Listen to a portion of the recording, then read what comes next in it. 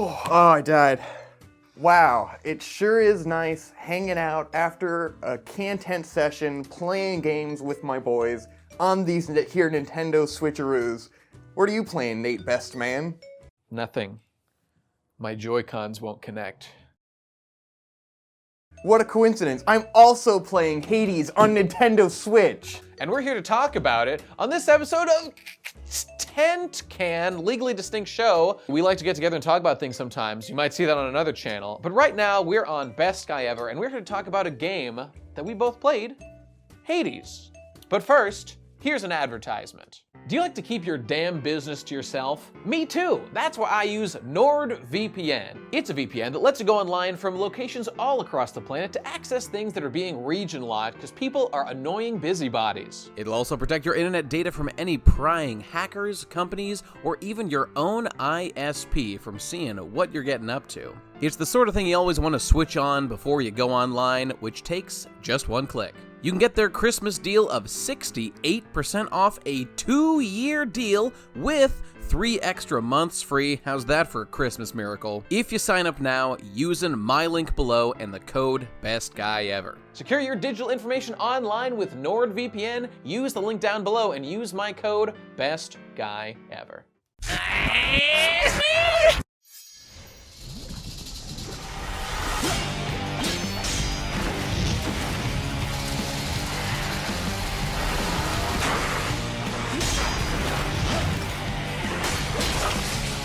Zeus, of course.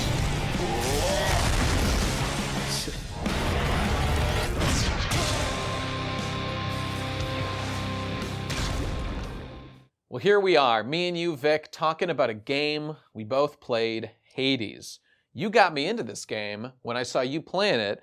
I was like, oh, video games? I don't like those. I'm not gonna play this game. But then you kept telling me, this game is good, Nate. You should check it out maybe a little bit. Yeah. And so I did. And I'm 55 or so hours later into the game. I've gotten the true ending. And wait, I got an A ending. I'm not sure if it's like the ultimate super secret ending. But we'll get into that. You got what they consider the true ending. Yeah. Of from what I've researched. It took me a lot of digging to find out that there was another ending. Because I was like, there has to be another one after completing the game. Like, there's so much more dialogue afterwards. We'll get into all that. See, I didn't want to do this video until until one of us had gotten like whatever was considered the real ending. But then I was like, holy shit, it's gonna take me like 50 more runs to do this shit, and I'm already 60 hours in.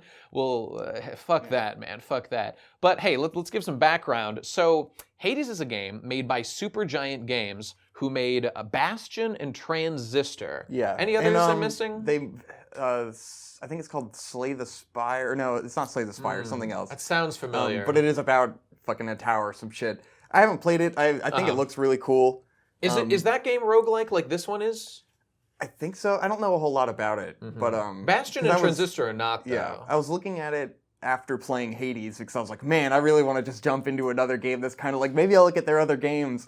And like, I played Transistor before, I wasn't super into it. Bastion, I've never had an interest in. Yeah. I've always heard they're really good games. And then their other game looked really interesting to me, but the developer said there's no way we could bring it to Nintendo Switch. We can't put it on there. It's only on PC, because I guess it's like a mouse and keyboard kind of game. And I don't know about you, but I won't play a game unless it's on my Nintendo Switch, Exactly. sponsored Who by has Nintendo. time to play literally anything else except for their Switch, which I have so much time to play. For some reason, the paradox is true. It's just because I want to play in my damn bed. Yeah. And unfortunately, this fucking Joy-Con drift is making that a bit of a challenge. I've spent most of my time on my Pro controller, on my main setup there.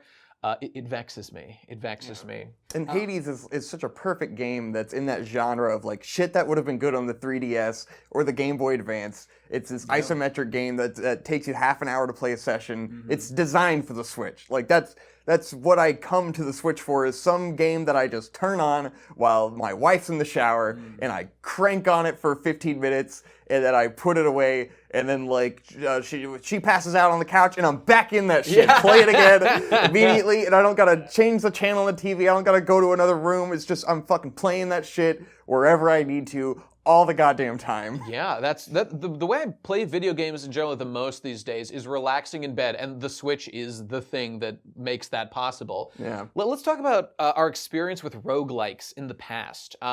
what's your breadth of knowledge? Which ones have you experienced much of? I haven't played much of anything. Like, I think I've played like a round of Binding of Isaac and was like, nope. Yeah. And I've seen the speedruns of all this stuff. I know, like, you and your brother, patreon.com/bensate, That's the one. are pretty into roguelikes and down well and all that shit. Well, you know what? Actually, Ben is actually more into it than I am. I've spent a lot of time playing Binding of Isaac. That's the one that I've spent quite a bit of time. I didn't play the remaster so much, but the original I devoted probably, dozens, many hours to. And that one I basically played until ultimate completion. Other than that, though, I haven't spent a ton of time. I've played ones like, there's one called like Rogue Legacy I gave a try. Wasn't for me. What else did I play? Risk of Rain 2 I've actually been playing recently a little bit. Yeah, I actually got that on the Switch now. I didn't know it was on not Switch. into it. See, Yeah. well that game, I don't know if that would work so well for Switch on me because it's a third-person shooter, and that kind of strategery is challenging on the. It's very tricky. It's got the gyroscope aiming on it, but okay. so that's kind of cool. But it's also like I don't know. The precision of the keyboard and mouse, I think, really makes those kinds of experiences work for me. I'm not a keyboard and mouse gamer. I can't do it. But I bring that all up to say that I think of all these games, I think it's not even close. Hades is my favorite. Because I've played quite a few. And this is the thing, I knew Supergiant. People have told me that Bastion is the kind of game I would like. I don't really know why. I assume the narrative is about being a badass capitalist hero or something. I don't know. That's just a guess. I know. One day I'll find out. And but like the isometric style they do a lot of the time, a lot of that is a big turnoff. And really, for Hades, that was my biggest concern, that isometric stuff is sometimes like hard to orient yourself in the space or whatever. But in this game, it's done perfectly. And once you convinced me, watching you play, I was like, I see how this works. Yeah. I was willing and happy to jump in, and I mean, the dozens of hours I put in speak for themselves, that I really, really like this game and the way that the builds work as you play through and the rewards of clearing a level. And because this game is designed in such a brilliant way that someone sat down, I think it's Supergiant, thought, you know what if I made a good game? What if I put roguelike? A good roguelikes? What if I put rewards in place where, like, even if you lose a round, you still will get, like, rewards upon completing it and will help your character grow in general. Yeah. And like, narratively, you'll get to learn new things from characters. I just think everything about how this game was structured is like some of the best I've ever seen, especially for this type of a game. So I kind of just wanted to come on here and tell everybody how much I love this game. And not having played too much this year, I think it's probably easily, of the ones I've played, my game of the year for 2020. It's amazing. Now, it's no Last of Us 2, I guess, but I mean, if it can compete. Jesus. All right, I want to come Tell back us. around to, so, yeah, I had seen this game on Steam, floating around. Well, I saw it like the day it released, and it had the anime cinematic as the trailer. Yeah. And I saw that, and I was like, that was pretty badass. Like, they must have got, like, Studio 4C or something, like one of these anime studios that always works in games. I was like, oh, that was pretty cool. And then I was like, oh, Supergiant Games, they've made a bunch of good games. I bet this is a cool game. And I saw the isometric shit, and that it was a roguelike, and I went, I'm probably not going to be able to get into this, even though I think it looks really cool.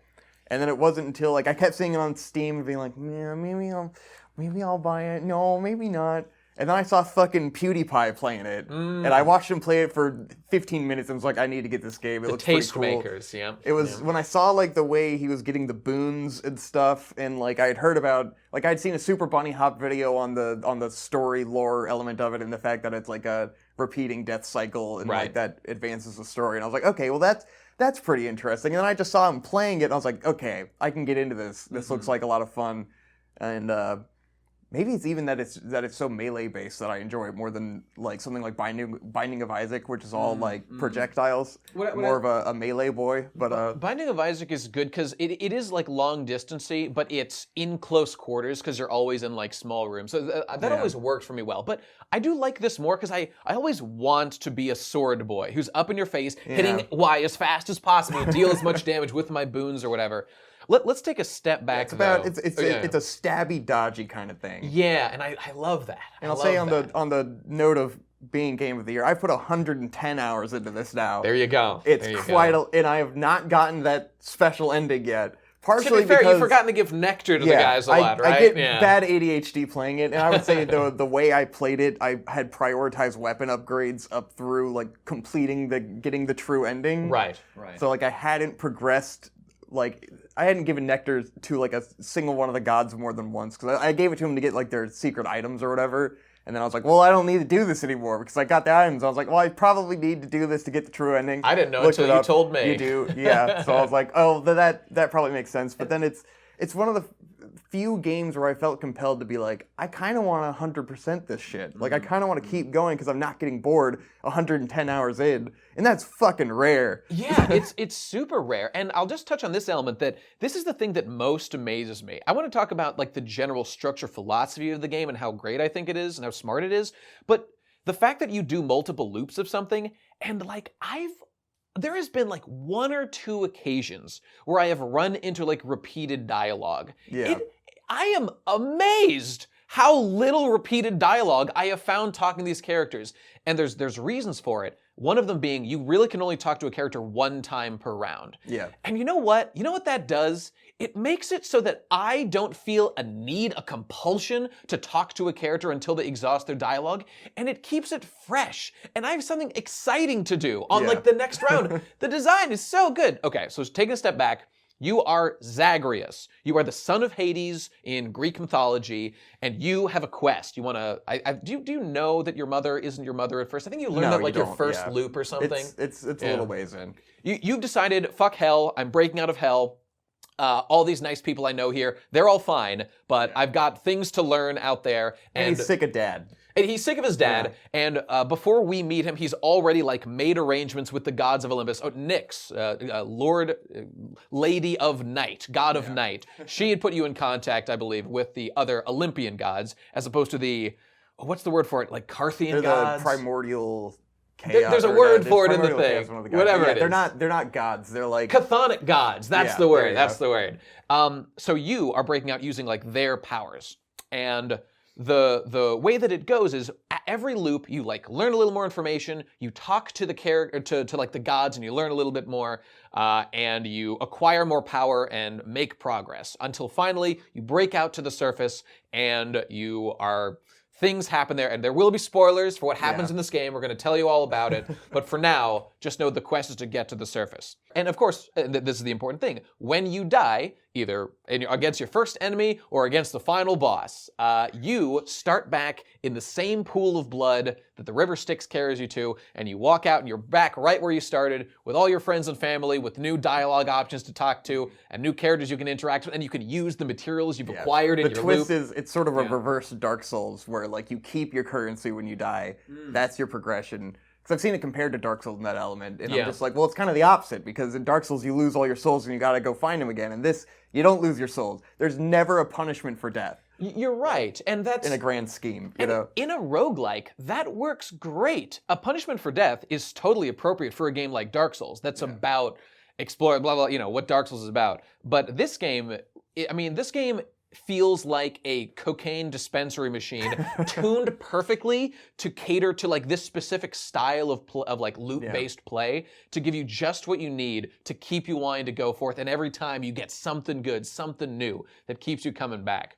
It's kind of like I guess your typical roguelike has sort of like a fighting game arcade style of gameplay where it's like there's sort of the Japanese like method of arcade fighting games where you're supposed to never use a continue. You're supposed to, when you lose, you're done. You got to start from the beginning again, because that's the only way you're going to get better and improve, is if you keep fighting those early fights over and over again. That's the roguelike method, is like you're going to keep getting incrementally better regardless, because you're developing your skill starting from the beginning again every single time, even though it's only a half-hour long game once you get good. But it takes you so long to like be able to beat the first boss consistently, and then the second boss and all that. And but in this one you actually do get physical improvements to your character that kind of goes against that philosophy. I could see some like roguelike like purists or roguelike enthusiasts. I bet there's a contingent of them who think that this game is some bullshit. Yeah, I kind of thought that might be the case. Yeah, there's got to be some people like that who have played a lot of like Binding of Isaac or stuff, where Binding of Isaac does give you new stuff as you play more, but what it does is you always start in the same position. You just unlock more things that you can get during your run, which this has a few of, but really you're just getting physically stronger and your percentages and numbers get bigger and you can do more stuff. And so the game is, I guess it's kind of in two phases. Like I'm personally, 55 hours in, I'm nowhere near like maxing out all my stats on almost anything, especially the weapons, because those you power up more and more with late game kind of stuff.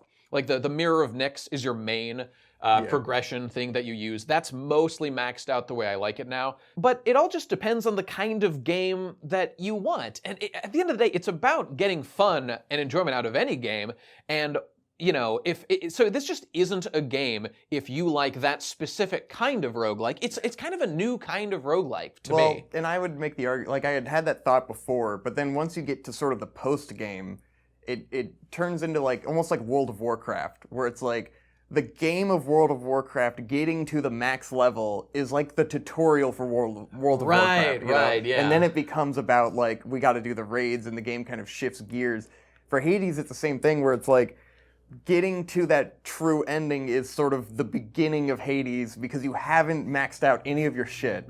But then you get the difficulty increases, which I think you do after the first time you beat the game, right? Yeah, I think you so. get the heat. Yep. And the heat can dramatically change the game, even down to fundamental mechanics. Like there's one of the heats that turns on armor perks for enemies. Right. That is not something you experience at any point of the game. That made fighting before you get that. Those skulls that you're supposed to be able to pop in one are now like a significant threat. Yeah. So like now you have all those heats on. So like that's where it's for the true roguelike fanatics is like You're right. getting maxed out on all of the stat shit barely prepares you to start going into the heats because the heats get ridiculously hard. Yeah, they do. And I've gotten up personally. I went up to 8 just to get I got the 8. The statue. I haven't or been whatever. able to beat it on 16. Yeah, After 110 fucking hours. I mean, I'm not good at these games. Like, Right. That probably goes to show how bad I am at roguelikes. After 110 hours, I still haven't beat it on 16 heat. Because like at first I did the 8 and I was like, all right, that wasn't so bad. I'm gonna keep going for 16, can't do it, so I just started incrementally on every single weapon, getting up to like, I think I'm on like 9 on every weapon, because it gives you, like each time you increase a heat, it allows you to farm the same like high level items again, but then after you do it on that heat, you don't get them the second time. Right. So like it has a farming system that incrementally increases the difficulty, and it's so good. It's just such a drip feed of punish yourself. That idea, I think, is actually a fairly common one in games sort of this style. I mean, something like Dark Souls, for example. There's the baby game, which is the normal, like, narrative campaign. Then there's, I mean, for some people, the real game of, like, Dark Souls fight clubs. And, like, that is where you explore mechanics to the nth degree because they're coming up against other thinking human beings, not, like, easily manipulated AI that are designed to be overcome through, like, repeated force of effort and stuff. So like when you're doing a run, as we said, like you get different build options and stuff. Yeah. Where there are, so first of all, there's 6 weapons you unlock eventually. And there's something like 8 gods, 8, 9, whatever it is. So you should also specify 6 weapons and then 4 variations on each which and all of them play differently. That's true. That's and true. They each one's secret form is like fundamentally different. Let me ask you, the others. What's your favorite weapon and form if you have one? It's very difficult. I'll give you a top few. There's the fucking like Divine Claymore or whatever the fuck Excalibur, it's called. that one? The Excalibur. Yeah. Fucking badass. The fists, their secret form. The fucking Gilgamesh? No, that wasn't it. It's like the aspect of Tauros or some shit, or Minotaur or some fucking whatever. Super awesome. And then the Spear of Hades. Those are probably my favorite three. Your charge spin deals an additional percentage attack on top. Oh, yeah, baby! Ooh, it's good. You know, I think I'm a weirdo. My favorite weapon, and the one I beat it on first and I'm the best at, is the bow. Oh, yeah, the bow is great, too. I love the charge shot on the bow. It's like my favorite thing to do. And the secret bow is the best. That's because that one applies percentage damage on top again, just like the spear does. And it shoots the threefold attack that homes, and then it's also got the big blast that does extra damage if they already got tagged by the other blast. It's just it's so good. People tell me online that the gun is the best. There's that one perk that you get from the Daedalus Hammer that makes it so you drop like 7 bombs at once, and if you line them up correctly, you can deal like 10 times the normal damage with that. I found the gun underwhelming though, personally. From watching speedruns, it seems like the shield that shoots 7 shields once it's charged is the best, is like the only viable weapon to beat 50 heat on or something. Yeah, At least that was what one guy was claiming while I watched him beat it on fucking 50 heat. And it's just like, oh my god! I gotta upgrade that one. Mine only shoots like 2 extra shields. I can't do it at all. I fucking I upgraded it all the way and I can't. But I gotta keep playing and fucking get better at that. Ooh. The shield is probably my least favorite. I agree. Okay, but so there's obviously weapon variety there, and the next layer is god powers, the boons that the gods grant you.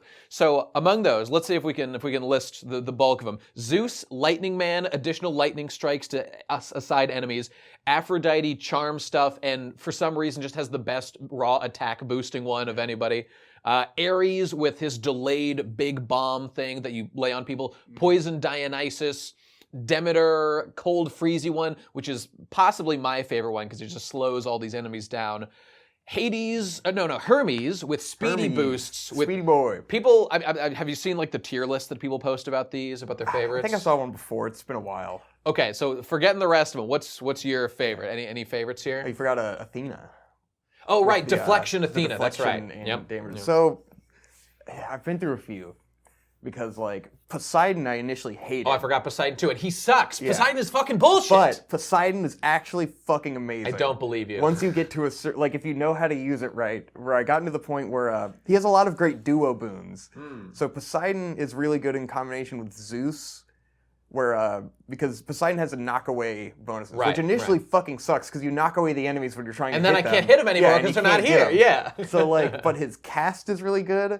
And sometimes if you put it on like on your special, so if you're using like the Spear of Hades, then on your normal attack you'd put something like Zeus's lightning or some fuck off whatever critical attack or whatever, and then you put the you'd put Poseidon's effect on special so that you shoot the spear out and it knocks people away from you. Okay. So it has utility there.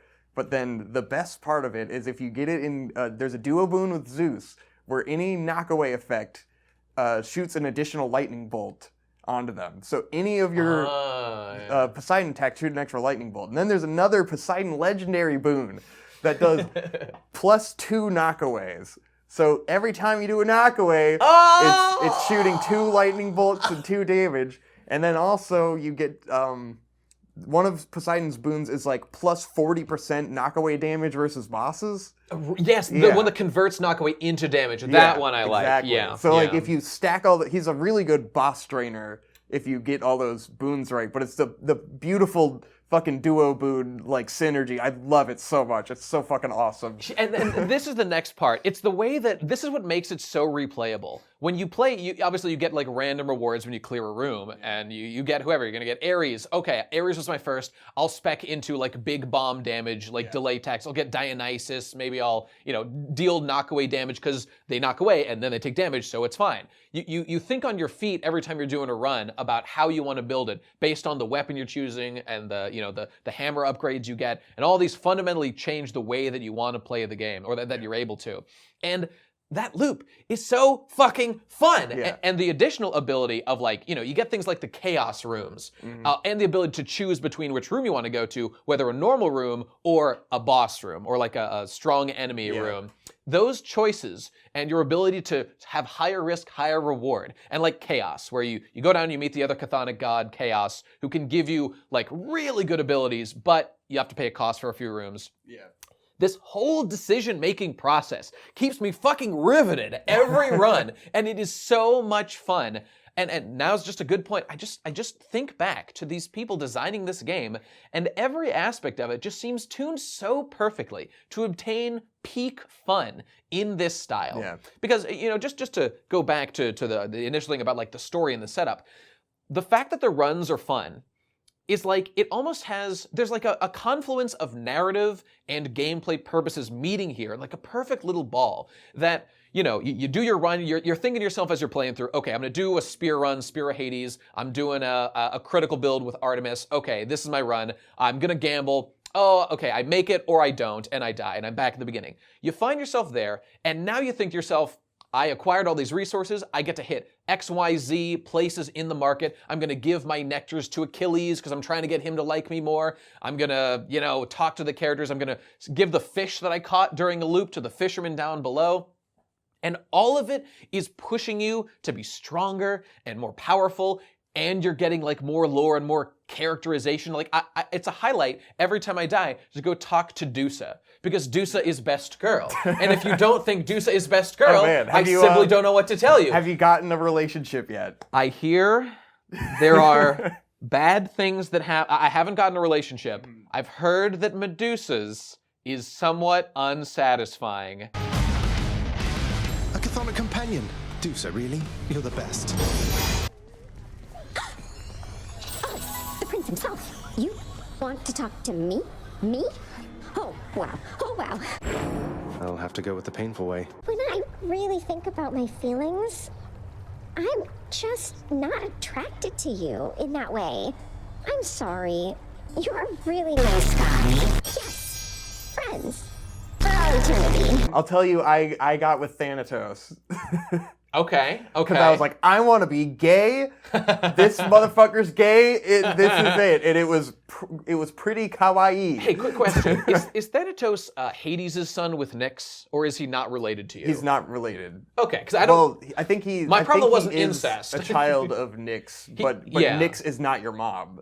I know Like, Nyx isn't your spoiler, mom. but... I thought that Hades was your dad with Persephone, obviously, but that he also had another wife, Nyx, and they had kids. I think Nyx had kids before Hades, but then I also... Who's Thanatos' dad, then? I gotta put it on the record and admit, I skipped a fuckload of dialogue in this game. Oh, I love it all! I skipped very sporadically. Yeah. Most of it I loved. I paid the most attention to Hades, Nyx, Yeah. and Persephone eventually, and some of that stuff. Yeah. And some of the character development moments, like with Thanatos and shit, but like, I am an impatient person. Yeah. And partially, like, the voice acting in this game is so good. It's really good. It's fucking fantastic. I'm almost always playing on the couch. Like, if I'm at home, I'll pause what I'm watching sometimes and turn it up and listen to the dialogue. There's a combination of things of why I didn't read most of the dialogues. First of all, I am dyslexic Defend as yourself. fuck. Okay. So I am dyslexic as hell. I hate reading, and it's giant paragraphs every time, and my brain just goes, like, looks at keywords, and then it's over, and then I forget what I just read immediately. Second of all, voice acting is fantastic, but I'm always playing while listening to a podcast, or I'm on the couch in hopes watching something on TV. Like, there's so many times where I'm just not, like, in the right space to read dialogue, and it's so pervasive, you know, It is, that it's it like is. 110 hours in, I'm still getting unique dialogue all the time. So it's like my ability to care about all of it gets really thin. I forgive you. Even though I know it's amazing and I know it's good and I like the characters a lot. It's not and like all I still amazing. Well, yeah, there's some throwaways. How many times do I need to hear Thanatos tell me Yeah. that he thinks that I'm being such a fucking little nerd and oh blah blah, I'm gonna go kill people. Or the surface is cool, but it's not as cool as down here. Like I get it. Or fucking the riveting Hypnos. Wow, tell me again about I how couldn't give a fuck about Hypnos. Hypnos is probably the most boring character. Yeah, and then it's there's kind of like the first nectar you give someone, you get a little bit. Maybe the fourth nectar you give someone, they'll take you aside and you'll have like a heart to heart in a bar or something. Yeah, that's always a good dialogue scene. And then you get like they're maxed out. That's a good dialogue scene. But some of that in between is just like fucking I don't care. So then it becomes tricky with what should I skip and what shouldn't I skip. Because I don't know if a character is just going to tell me some vapid shit. Like, most of the gods tell you vapid shit. I do kind of skip the god stuff a The lot gods, of the time, I don't fucking care at all. They're usually just being like, ha ha, you chose me, You know, I'm strong. I haven't gotten to the end. I suspect that there is a tsundere arc here to be cracked, but I have no time for Megara and her fucking annoying bullshit. Yeah, I saw so much like Megara as best girl. No! And like, I could not give half of a shit about her. She's so annoying and gives you all this shit just because, like, oh, you're, what are you, making me look bad at my job? Like, he's the prince. It's fine. You're not, no one thinks that you're doing a bad job. I got to the end of her thing. She was the first one potential relationship person I maxed out. And then you like go into your room and she's there waiting for you and is like, oh, I want to fuck you. And I was like, no, There's actual like Just sex no. implied in this game. There is implied sex in the. Did you fuck Thanatos? Yes. They absolutely fuck. Yeah. Like without a doubt they fuck. It is awesome. And I loved it. See, this is why we need... It was very Tumblr like 10 years ago. Like, it was fucking great. This is why we need a... How could they patch in a fucking romance ending with Medusa? She is literally a fleshlight. She's born to be fucked in the head. Because I thought every character that had like the little Cupid arrow had a romance ending. But I don't know how it goes I heard down. that they just cuck you with Medusa and then they just don't let suck. you. But I thought it was super great that she was like a viable romance because she's she like should this be. goofy She's character. clearly the best girl. There's no competition. Wait, is Aphrodite? Get the fuck out of here. I don't give a shit about Aphrodite. Damn it. Friend zoned again. Even in my vidya. I'm just not attracted to you in that way. Damn it. You're a really nice guy. Shit.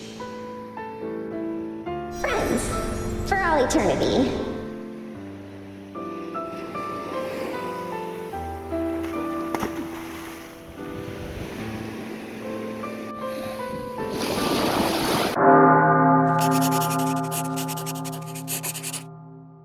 Damn it.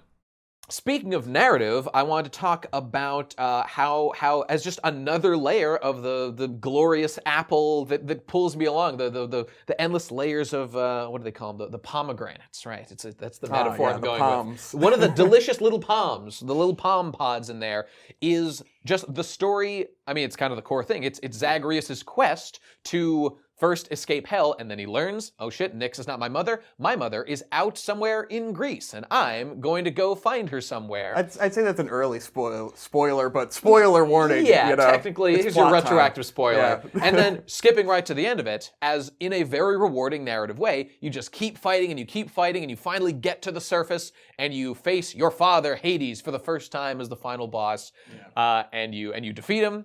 If you're good enough, you keep trying until you do, and then you make it to Greece, and you're walking out on the land, and you meet her, Persephone of ancient myth, like the god of like growing shit or whatever. Yeah. And she says, "Hey, I guess I'm your mom. What do you know about that?" And then so you're reunited, and then you die anyway, and then you just die anyway because you're tied to the abyss. You're tied to the underworld, and you can't survive outside of it for very long, which is what Hades was trying to tell you all along. Yeah. And so let's talk about that a little bit. Yeah. How bullshit do you find the caginess that your father and lots of other characters are about giving you information? Because, why does Hades not simply tell his son that he cannot leave because he will die, instead of just letting him try and fail and basically encouraging him to do so? Yeah. Seems counterproductive. I will say, okay, I want to get back to that, but I love the way that the narrative unfolds over. You have to beat the game 10 times to get the true ending. That's right. Like that's how it goes. But it's like I love that aspect of it because it gives me incentive to play the fucking game again. I love it. Like if this it were ended any after other one, I would hate that. I want to do it again. If it were any other roguelike, I would have beaten it once and been like, do I really want to go through that again? Yeah. But they were like, no, you got to keep fucking beating this to get the story that is interesting. And I I'm was so like, happy to oh, oblige. Yes, sir. Thank Yes, God. sir. Thank you. You gave me a fucking reason to get to the credits. Thank you so much. I really can't overstate how delighted I was to learn that I had to beat the game 10 more times to get the real ending. I was like, what a oh, gift. fucking sick. And that's what got me addicted to going way beyond that. And now I've beaten it like fucking 35 to 40 times, I think. And where I'm at. For the record, big spoiler, at the end, once you beat it 10 times, like you've had enough conversations with Persephone to convince her, okay, Hades does love me. We've untangled this kind of web. And there is justification for like why Persephone wasn't told that her son survived years. She doesn't know that you, Zagreus, are alive. And because the gods could start a war because they don't know Persephone's alive and Demeter's her mom, all this stuff. That's all very logical, and I appreciate they tie it that way. But Persephone does decide to come back to the underworld and live with you, and then you can get her what the charm, the accessory that you get. Yes. See, that's the thing. If you just, this is like when you save Kairi in Kingdom Hearts 1, you save her, and then you get a Keyblade, the Oathkeeper. That's the way you reward in a video game. Exactly. In Kingdom Hearts 3, you save Aqua, and you get nothing. Yeah, You there's get that narrative one rewards. fucking empty slot in Yeah. your thing. I The want whole game, and you're like, who the fuck has that? Yeah. I got all the other ones. Who has it? And you're like, it's gotta be Hades. Because he's got the lock on his heart in the social menu. And you're like, how do I get the lock off? How do I get the fucking lock? I gotta beat the game. I gotta beat the the only game to get way. the lock. And then you beat the game, and you're like, hey, he still won't talk to me. It's gotta be Persephone. I gotta keep playing to get that last goddamn unlockable item. And then you get Hades and Persephone's I know, item. it's so great. It's so great. Whoa, didn't see that coming. And then the ability that you get with Hades is the turn invisible move that he uses against you in his boss fight. Yeah, that's what I'm talking about, it's baby. great. You could be fucking Hades. You get his spear. You get his fucking god mode. It's great. Sick And as fuck. I sense that like the ability, the Mirror of Night gives you Nyx powers that are like darkness powers, but like the other side of those abilities clearly seem to be like Hades powers. And I wonder if it's Persephone's powers. Oh, no, I guess that wouldn't make any sense. well, They're green. they're so, green with yeah. like red fire on them, so I'm deducing Yeah, that they're they're probably Hades, Hades powers. powers. I presume that they're Hades related. So I actually kind of wonder, lore-wise, why do you have to choose between like Hades or Nyx power? Okay, that probably doesn't have a justification. And I mostly use Nyx powers, one or two Hades ones that are I think better. that's the general consensus. Yeah. Okay, let's go back to.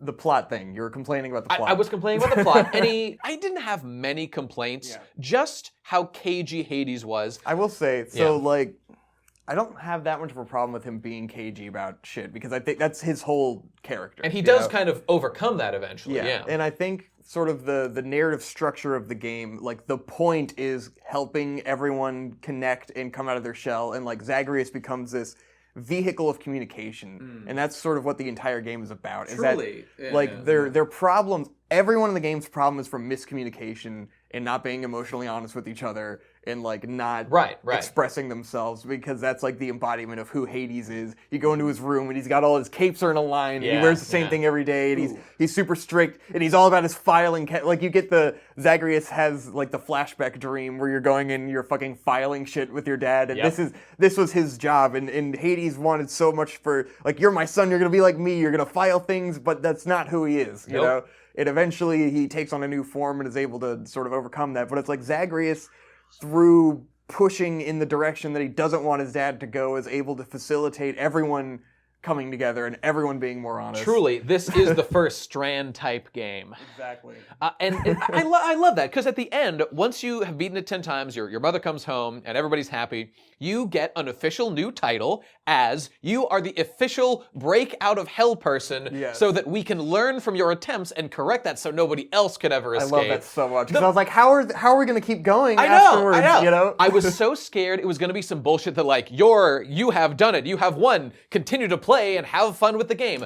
Look, that would have been fine, but this game does the amazing thing I've like never seen before of making it canon. That your continued attempts to break out, which technically seem like they could lead to like the true super duper ending or whatever, where I assume you're gonna like make peace with the gods and resolve the war. I'll spoil what that is that you I guess the true ending of the game, I read about it briefly. I didn't read what all the dialogue was or anything, but I just found it on the Hades wiki because I couldn't fucking find it anywhere else, because everyone else just says like, oh, the true ending credits. And I was like, there's gotta be more than that. So the real ending is once you max out every god's hearts and social meter in Persephone, then you get them all to come back to Hades and have a big party together and resolve their shit. Holy shit, that sounds awesome! I want to do that. So I was like, man, shit. I really want to get that, because I want to see the end of that arc, because I liked the way it keeps going after you beat the game 10 times. Like, you keep talking to Persephone, and she keeps saying, like, you learn about her family and stuff, and it's like, it just keeps going. The story keeps going. And then you start learning about Demeter. Oh, yeah, I was going to say, Persephone's interestingly, mom, there was some discussion. Demeter, so this game was kickstarted, and there were previous versions of the game on Steam and stuff before I think the Switch version came out. Demeter was not originally in the game. Yeah, she was added later. Yeah, and I had heard that it was in like these pre-forms for a while, and they kept updating it. So that, the final forms of all the weapons and Demeter, I know, are two things that were like added after at least the very first version. And it's interesting because Demeter isn't like a super famous god, and some people think like, where's Apollo? Where's some of these other like more popular gods? But Demeter has a specific connection with Persephone, who is your mom, because she is her mom, and she creates the seasons because Persephone was stolen away to hell by Hades in the original lore. That's real that makes lore. sense. So it's super. It's interesting the way they incorporate it and the way they focus on these sort of like gods that aren't the main characters of games. You know? Like no one gives a fuck about these guys. And I mean, just the fact that our narrative is about Hades, and Hades, while the antagonist, like you're his son, and it's kind of about emotionally helping your dad get over some like old shit in his path. It's really humanizing to Hades in a great way. Great character. And even like at the end, your job is to break out, and they've been killing each other the whole time. There's like, not only is there no bad blood, all the murdering they've been doing each other is all in good fun and has made them like closer together because they understand each other more. And and now that like the Zagreus has the official job of trying to get past this guy and escape, it has maybe for Hades, because it certainly did for me, it checks a box in an autistic mind of like, yes, this murder is official, so it's okay, and I like that, and I'm happy, and we understand each other better now. And the whole game is just full of those checked boxes of things that satisfy me. And it makes me step back again and just think, holy crap, I can't believe how all these parts really came together in a satisfying way. I'm looking for cracks. You know, the human mind, the human eye is able to see flaws and cracks and like facsimiles of what's supposed to be corrected really, really well. I detected almost none in this whole game. I can't believe how well it is put together. And if this is what Supergiant makes, then I probably should go back and check out their previous work, as people have been telling me to do. I wonder, or is this like the masterpiece? You know, like this is just so fucking good. Well, that's the question. But, I guess we just won't know. On another note with the theme of connection that I was talking about, like there's so many characters that you end up connecting, like.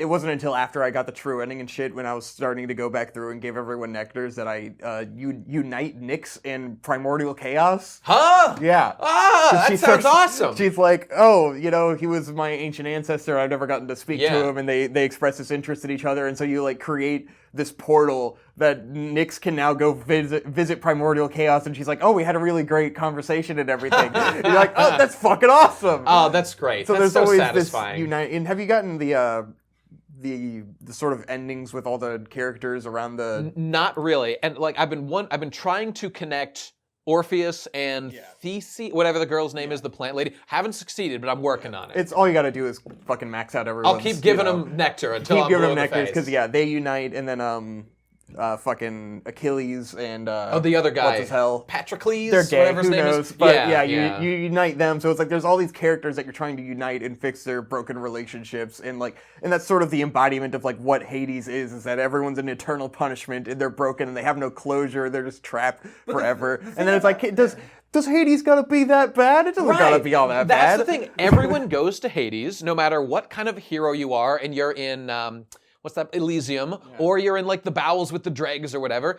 There's no reason why eternity can't be kind of a nice experience. Well, it's like, it's supposed to be like eternal punishment, but it's like, well, how, you know, only in some eternity, places. Really? Does it gotta be that long? We can't just like eventually be like, you know, let's cut these guys some slack, let's reduce their sentence. That's what you end up doing for everyone, is reducing their sentence, like with Boulder Boy and shit. Oh yeah, Sisyphus. Yeah, you eventually you reduce his sentence to where he can do whatever he wants. He can go wherever he wants. He's just stuck in Hades. But he decides, he's like, well, I'm really comfortable here with my boulder, so I'm just gonna stay here with my boulder. I was gonna say, him and the boulder, he calls it like Boldy, and you're like, man, it must really suck to push. He's like, I actually kind of like my boulder. Have you given nectars to Boldy?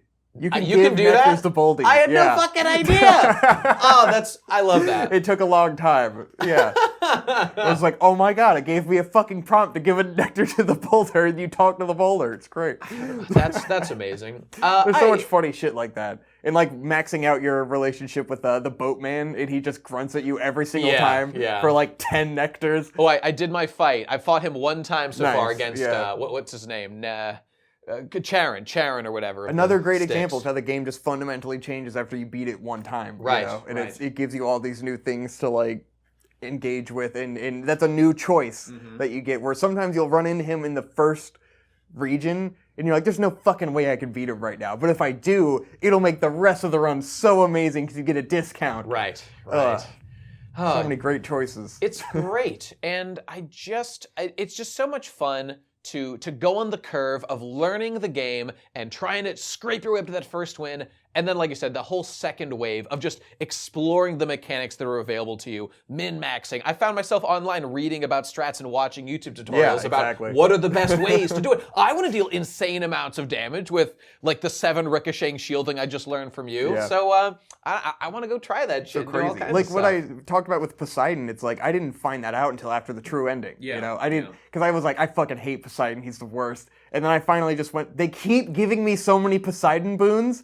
that I don't want. I'm just going to start taking them all because now I'm on hour 90. What the fuck else do I have to do? I'll start using Poseidon and then I go, oh, now I love Poseidon. It's changed the way I play the game, you know?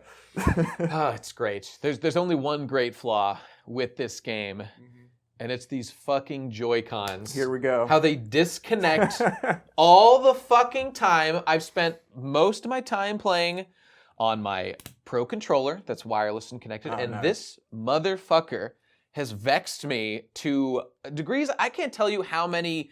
I suppose I haven't lost that many runs, but big fat hits I've just been forced to eat because my Joy-Con drift happens and they literally disconnect. And then I just start walking a different direction. God. So, I don't know. Oh boy. I'm gonna have some choice words to say about these fucking Joy-Cons. I just wanted the sound effect and to be holding it in my hands for the aesthetic. Oh my God, except my fucking Joy-Cons keep disconnecting. You hear that? Oh God. They're Sounds just like you gotta not fucking working. Replace that shit. Oh, I will. If Santa's kind to me. Okay, I'm thinking open camera on one of us as general ambient music is in the background. Oh my God, except my fucking thing keeps disconnecting.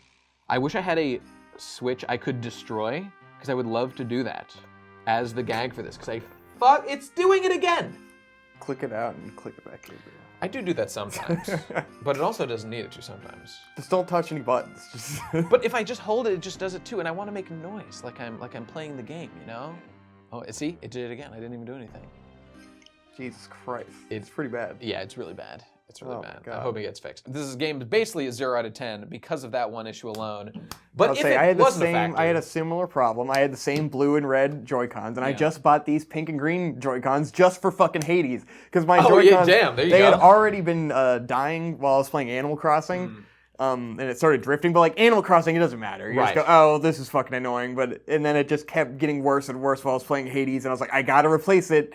I played, what's that game? I played not Getting Over It. The game where you climb Celeste. I played Celeste with my Joy-Cons originally. I think That's crippled probably them what ever destroyed since. them, yeah. I must have played those levels like 4,000 times. I mean, to be fair, I probably logged fucking 500 hours on this Switch Yeah. before switching those Joy-Cons between the different games I've played. So like I've used them quite a lot. They're dinky little things. I wish they weren't so expensive to replace. It's like $80 to get the 2 Joy-Cons, which is why I hadn't done it before, you know?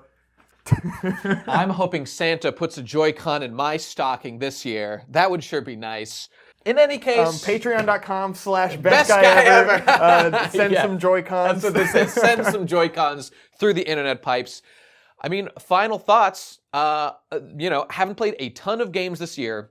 This is definitely my game of the year, and I would give it like for what it is. It's not like a life-changing game where I redefined what it was to be like a human being, like JRPG or with a massive story. But for what it is, this game is like a strong 9. I really like this game, and I'm going to keep playing it. Only downside, and it's just for what game is, this isn't even like a bad thing about it. It's the fact that I have to commit like a half an hour to a run means that when I have less than a half an hour, I won't play it because I need that much time. I mean, But- pause it. Yeah, you can pause it. And actually, do it all the time. Since you can put it in stasis, I guess that's true. Even But though sometimes you get back into it and you don't remember what the fuck's I going on. forget my so, build like, or what that- I'm using. Or, Yeah, because you get so excited to get the next boon and fucking keep the build going. But I've stopped mid-run plenty of times.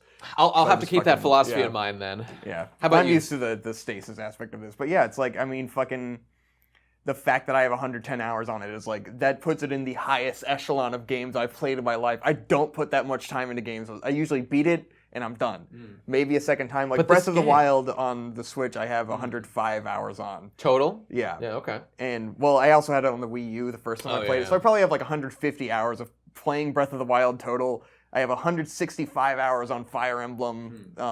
3 houses? Three Houses. I've completed that game like 4 fucking times on escalating difficulties. 105 hours on Animal Crossing, and then I got Hades there with 110 hours, and I'm not bored of it at all. And like even something like Fire Emblem, like you feel drained at some point. Yeah, like you're like I don't know why I'm still playing this, but I'm still enjoying it somehow. I'm getting something out of it. I want to see the other story. There's 4 stories. I'm gonna do story number 4 now and get this alternate ending. But oh god, I gotta do this battle again. Hades, I've never felt drained. I've always just been like play. Never a dull moment. Animal Crossing, at some point you're like, all right, fucking, I'm just playing this every day for the sake of like meeting the fucking Easter Bunny or some shit. I don't know why I'm doing this anymore. I think we've broken new ground with this game. And again, for the last time, I'll mention the fact that I have not like found recycled dialogue and that everything seems fresh in a new run. And after 55 hours, hey, maybe I should have been given honey or nectar to everybody every time, and I've been slightly inefficient. Just in an honest-to-goodness normal playthrough, I'm finding fresh, meaningful dialogue and content after, endless times playing it is amazing. And I'm not sure I've ever played a game like it that wasn't just like some super long RPG where it's just the story is still going after 100 hours. Yeah, or something like that. And the fact the mechanics are just so fun to endlessly explore. This game is great, and at the very least, I can certainly recommend that you folks try it out. Play Hades. Play Hades. It's a good fucking game, and ladies. Fucking $25. $25 or $20 if it's on sale. That's the cost of this fucking game. It's worth it. It's that's worth it. So fucking worth. I'm so glad I bought it because I was hesitant. I was like, I don't want to spend it. Oh my god, 110 hours on a $25 game. Mwah, beautiful. Fucking awesome. I love it. Yeah, it was great. So, hey, if you enjoyed listening to us talk about stuff, there's this other channel somewhere else called Content or something, where in a similar place such as this, me, Vic, and usually Digi talk about anime and all kinds of stuff. So you should go follow some links and go check out the videos over there, because we're doing stuff like this 3 times a week now. What are we talking about? Dr. Stone, Attack on Titan right now. And a bunch of Christmas episodes are coming out too, so go watch stuff about Tokyo Godfathers and whatnot. But also, I will put out more videos on this channel relatively soon, so stick with me. And that's if it, everybody. You think I'm cool? Yeah, please. If you'd like my wacky hair and my big old nose, you can check me out on Vic and Hope on YouTube. It's a channel I do with my wife where we do reviews of all sorts of things. We have a good time. And you also are a camera person on Content. Yeah. So we all profit if Content succeeds. Yeah. So check out Content in addition to all these other things. We just put out a big review of Young Justice, the whole series. You like Young Justice, it's all right. Check it out. I love Justice. And anime, whatever. Just, do whatever. And that's everybody. Hey, support me personally. This channel is on BestGuyEver. Patreon.com/BestGuyEver. Much appreciated. I did a good job making this video. I'm sure you would agree. That said, that was such a good video. Such a good proud video. Of you. You have to give money. It's the right thing to do. That joke at 25, 35, that was sick. That was lit. Agree. See you next time, everybody. Bye-bye. Content!